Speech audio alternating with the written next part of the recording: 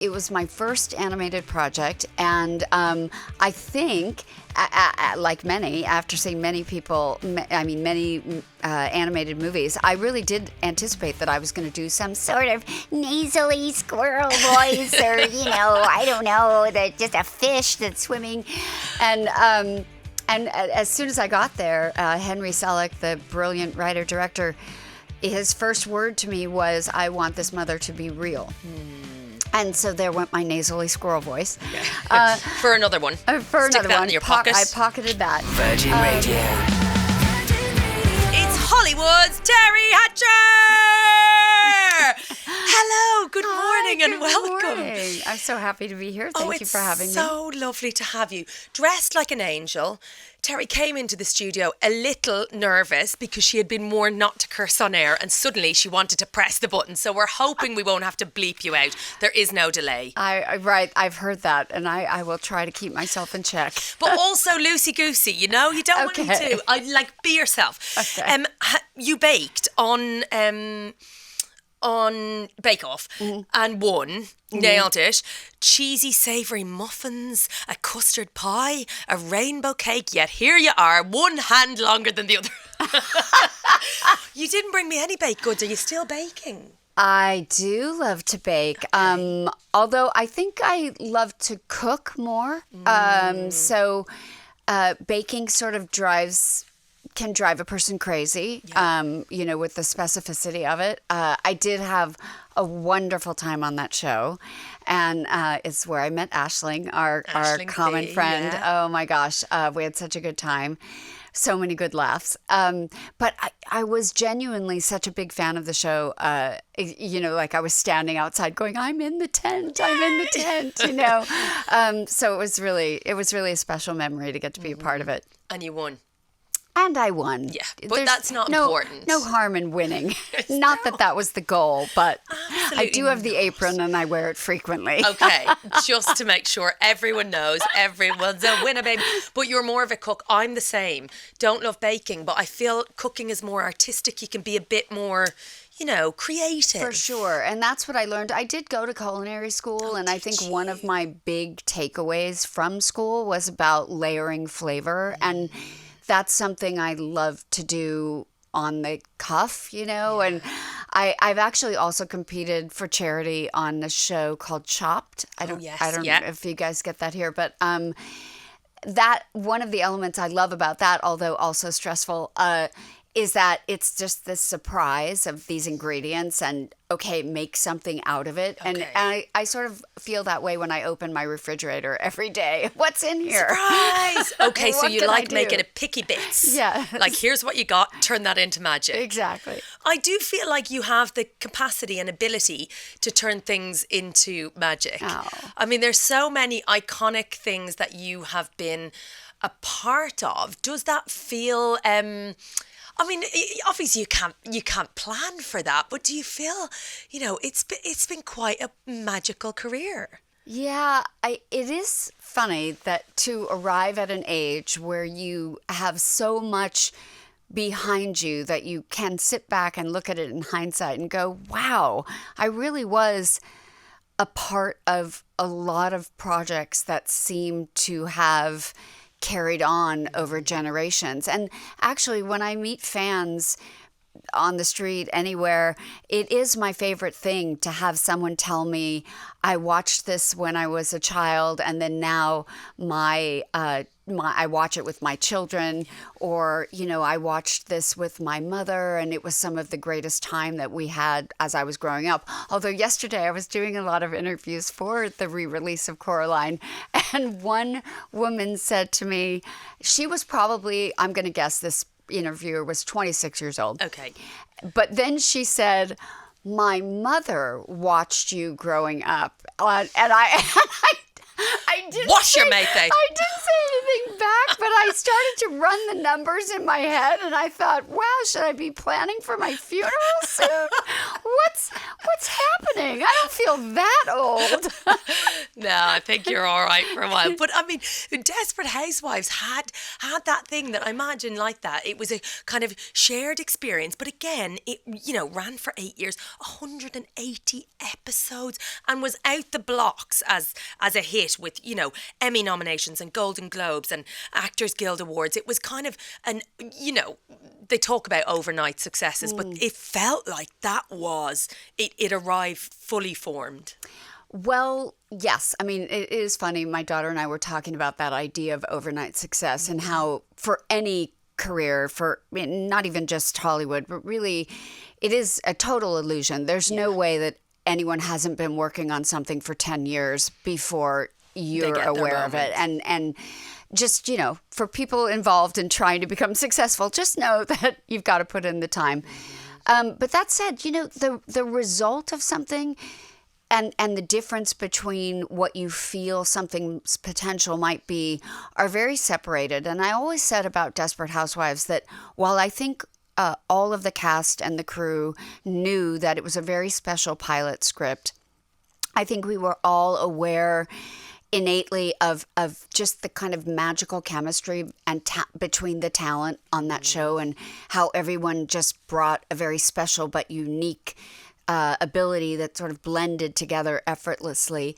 You still don't know, if ABC hadn't put it on Sunday night, and if it hadn't been in a certain time slot, and there were so many things way beyond what the actual show was that I think kind of came together to offer that moment and that rare, like you said, sort of, it just blew up so quickly.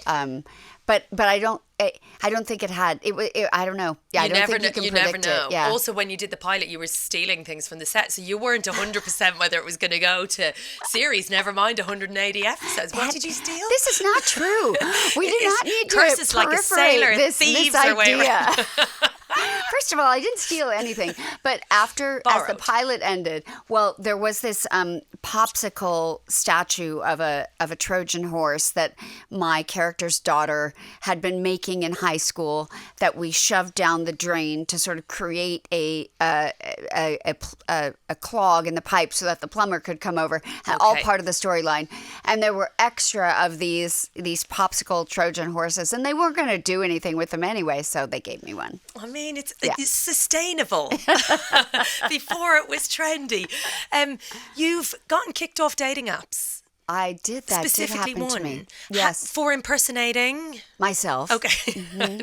As one does. As one does. So what, you were on there perusing? Yeah, I think the idea really was to say to the universe, I am open to dating. And, everybody talks about that. You have to do gestures to the universe to make things happen to you. There have to be actions. Yes, and right? so that was mine. I'll go on a dating app, and that will universally say that I'm open to dating. I'm willing, right. Although I don't think I ever really thought that was going to be the direction that was going to work out for me. But I also didn't think that one day I would go to open the app on my phone and I would be blocked. But I was. And then I tweeted to Hinge that I found it ironic that they kept my money but kept me from using the app. And then they apologized and, I think what happened when I was on the app, there would be people that would say either, this can't possibly be Terri Hatcher. What would she be doing on this app? Okay. Or they would say, hey, you want to go out on a date with me? And then when I wouldn't, I think maybe they got mad that I didn't respond. And so I think collectively those people must have alerted Hinge that somebody was pretending to be me. Okay. But that whole era is over now. It is over. Now I'm still not dating, but I'm also not on any apps. Okay. Good to know. Good to know. Let's chat about Coraline. I watched it yesterday with my 6-year-old daughter, who absolutely loved it. Oh, wow. Great. Loved it. Wasn't scared? Wasn't scared. Okay. She prides herself as being open. She likes to be scared. So she's like, I'm very, it takes a lot to frighten me. So I had kind of warned her. But it is PG. I checked before I And you were said there it. parentally guiding her. I was guiding her for at least half. I'm joking. And she loved it, but she kept saying, "Is the scary bit coming up? Is the do you think that's the scary bit?" And actually, it's sometimes hard to know whether the scary bit is the real life Coraline in her, normal life, or the world in which she enters into, which actually on the surface, particularly through her kids' eyes, I would imagine, looks more magical and pretty and buttoned up and everything is more polished. But it is a kind of incredible mix of creepy but whimsical and beautiful. Well, I think, first of all, I think the movie, leads with the very classic fairy tale, which is that you don't want what it is that you have. You imagine and desire that something is better. The grass is greener on the other side. And once you get that, you realize, maybe I'm wrong. And then you have your journey back to getting what it was that you realize in hindsight you wanted all along. And I think that's told in many stories and has been forever. And here you've got this girl, Coraline, who has that exact journey. She's first of all, I love that she represents someone who is unique and quirky, and she doesn't care what people think. She's got her own sense of style. Sassy. She's sassy. She's fabulous. No wonder so many kids want to dress as her as Halloween. For Halloween. But then she goes on that journey, ultimately discovering what she does, and then has to be brave enough to really save the day. And so I think it's a really classic story, but the artwork behind it, which is what I think has sustained such intense interest and is so masterful and continues 15 years later to just wow me, is the puppeteers, the craftsmen, the artists that painstakingly make something like stop motion come alive in a very magical way. It is properly magical. And I mean, did you know when you got the call to make it, did you think you were going in and doing some, bubbly animated voice, and then you got, presented with something quite different, I would say? Totally did. You've read my mind. It was my first animated project, and I think, like many, after seeing many animated movies, I really did anticipate that I was going to do some sort of nasally squirrel voice, or I don't know, just a fish that's swimming, and as soon as I got there, Henry Selick, the brilliant writer-director, his first word to me was, "I want this mother to be real." And so there went my nasally squirrel voice. Okay. For another one. Stick that in your pocket. I pocketed that. And I really approached these moms with, very human characters. The real mom being exhausted. We were talking about what new motherhood and what that can feel like, of many moments that you're not particularly proud of where you're impatient and frustrated and Guilty. You still love your child, but you've got nothing left. And I kind of thought of that mother as just full of sigh and heaviness.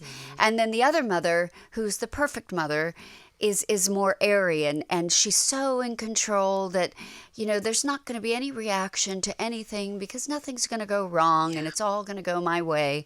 So quite masked, really. Yeah. Yeah. But with joy and I don't know, it's lightness. Like Christmas time mother before it all goes wrong. Right, exactly. And then it doesn't really all go wrong until that, inherent evil realizes that for the first time, she's not going to get her way. And then that's when her true essence comes out. So I really approached it as 3 versions of a character, and it was a challenge. And in hindsight, I look at it honestly as one of my favorite performances, even though my face isn't on camera. I love it though. And buttons, I think, would work for you. Oh, thank you. I think not many people could carry them off, Terry. But okay, thank you. It was also an incredible cast. Oh yeah, with so many Brits. So many Brits. Jennifer Saunders and Yes. Dawn French. Dakota played Yes. Coraline. Did you get to, because I'm always fascinated with the kind of mechanics behind animation. Are you recorded in isolation, or are you literally across the glass from said daughter, or is there much interaction? Well, for the most part, certainly with Coraline and with most of the animated projects I've done in my career, you're not even not with them. You're not across the glass. They're not there at all. Oh, you're Dakota literally in and I isolation. didn't meet until the premiere red carpet originally of when the movie was released, and nor did I get to meet the other people, unfortunately, because, I'm so proud of them, proud to be working with them. I'm huge fans. They all did an amazing job.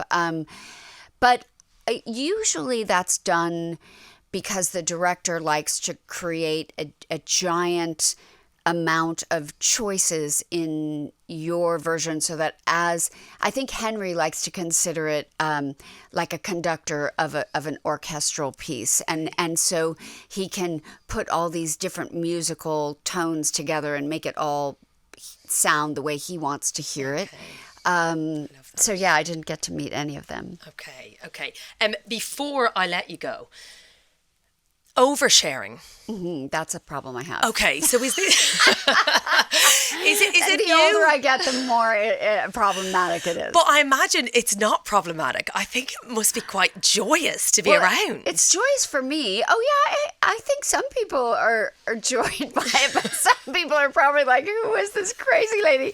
I'm remembering one thing that happened recently. I was in a coffee shop, and I was a small coffee shop, but like a quaint, cool coffee shop, and there was only me and one other girl who was probably the same age of my daughter, who's 26, and she was dressed like my daughter in funky sweats, very casual, old ripped up t-shirt, but then she had a Chanel bag on her arm. Of course she did. And I get very confused about Chanel bags because I don't know the names of them, and some of them are too big and some of them are too small, and I'm always sort of looking for, I wonder if I could ever find the right size Chanel bag, and this girl had it.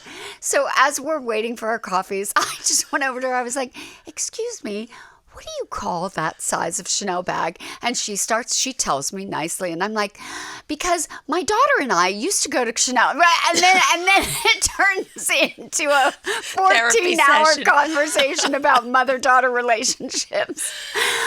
So that's an example. And she's waiting for her. Yeah, and she's waiting. She's like, "Lady, I've got my cortado. I need to get out of here. I'm working from home. I need to be back." Thank you so much, Terri. You're an absolute joy. Coraline remastered in 3D is in cinemas from the 15th of August. You can get all your tickets on Coraline15.com. Thank you so much. Have a gorgeous day. Thank you for having me. Virgin Radio.